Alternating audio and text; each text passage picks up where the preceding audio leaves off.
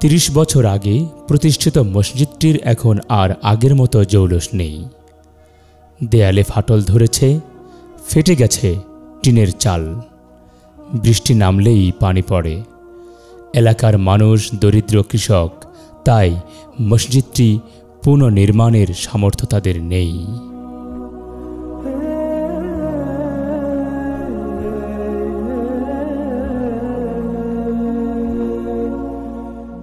এখানে 30 বছর আগে মসজিদ হয়েছে, পরে হয়েছে।